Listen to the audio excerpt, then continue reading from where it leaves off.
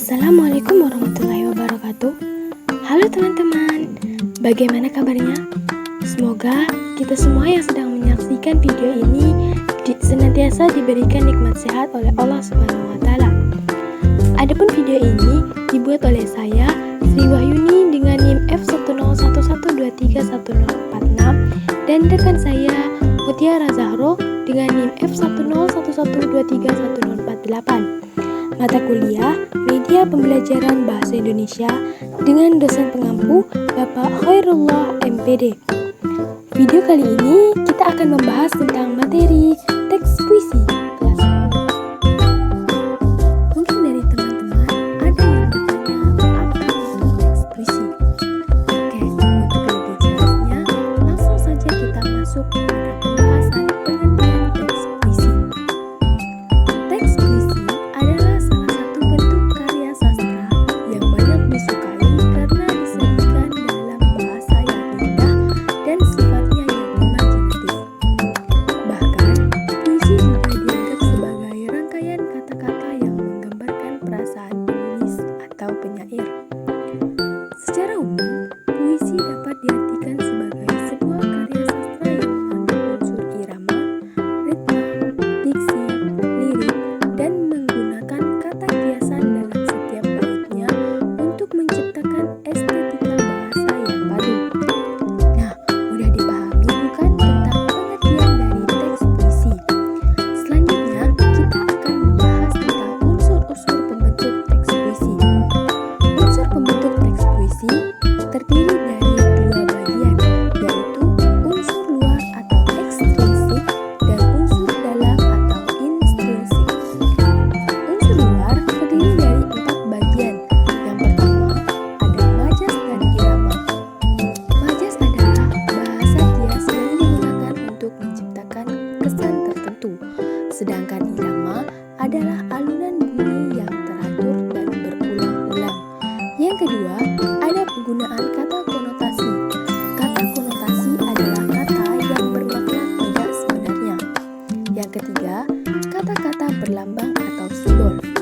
Kata berlambang atau simbol adalah sesuatu atau gambar, tanda, ataupun kata yang mempunyai maksud tertentu. Keempat, pengimajian puisi. Pengimajian puisi adalah khayalan yang menggunakan perasaan, penglihatan, dan pendengaran. Unsur yang kedua yaitu unsur dalam atau intrinsik. Unsur dalam terdiri dari 4 bagian. Yang pertama ada tema.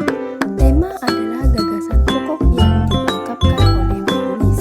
Yang kedua, nada dan suasana. Nada dan suasana adalah sikap penyair terhadap pembaca. Perasaan adalah keadaan jiwa pembaca setelah membaca puisi. Yang ketiga, perasaan dalam puisi. Perasaan dalam puisi adalah ungkapan atau ekspresi yang menggunakan penglihatan, pendengaran, dan perasaan. Yang keempat, amanat. Amanat adalah pesan yang ingin disampaikan oleh penulis kepada si pendengar atau pembaca. Nah, pembahasan selanjutnya kita masuk ke struktur teks puisi. Struktur teks puisi terbagi menjadi 2, yaitu struktur batin puisi dan struktur fisik puisi. Struktur batin puisi terdiri dari 4 bagian juga.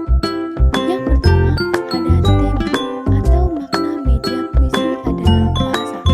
Tataran bahasa adalah hubungan tanda dengan makna, maka puisi harus bermakna baik makna tiap kata, baris, bait, maupun makna keseluruhan. Yang kedua ada rasa atau feeling, yaitu sikap penyair terhadap pokok permasalahan yang terdapat dalam puisinya. Yang ketiga, nada, yaitu sikap penyair terhadap pembacanya. Nada juga berhubungan dengan tema dan rasa. Keempat, ada amanat atau tujuan. Sadar maupun tidak, ada tujuan yang mendorong penyair menciptakan sebuah puisi. Struktur yang kedua yaitu struktur fisik puisi. Fisik puisi terdiri dari 8 bagian. Yang pertama, perwajahan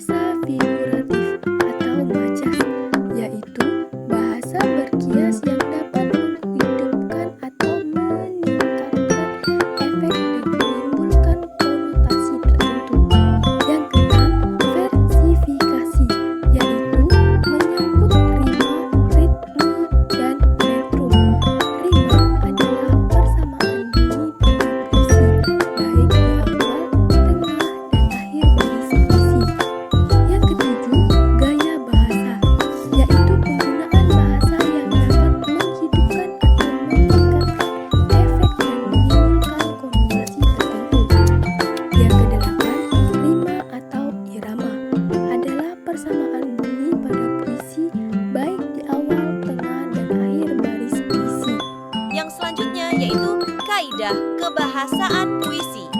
Kaidah kebahasaan ini terdiri dari 6 bagian, yaitu yang pertama, pemadatan bahasa untuk membuat kata-kata dalam puisi seakan bernyawa sehingga mampu menyihir pembaca. Yang kedua, pemilihan kata yang khas agar puisi lebih bermakna. Faktor yang harus dipertimbangkan adalah makna kias, persamaan bunyi, rima, lambang. Yang ketiga, kata konkret adalah keinginan penyair untuk menggambarkan sesuatu secara lebih berwujud atau konkret. Yang keempat, pengimajian dapat berupa kata ataupun rangkaian kata yang bisa memperjelas sesuatu yang ingin disampaikan penyair karena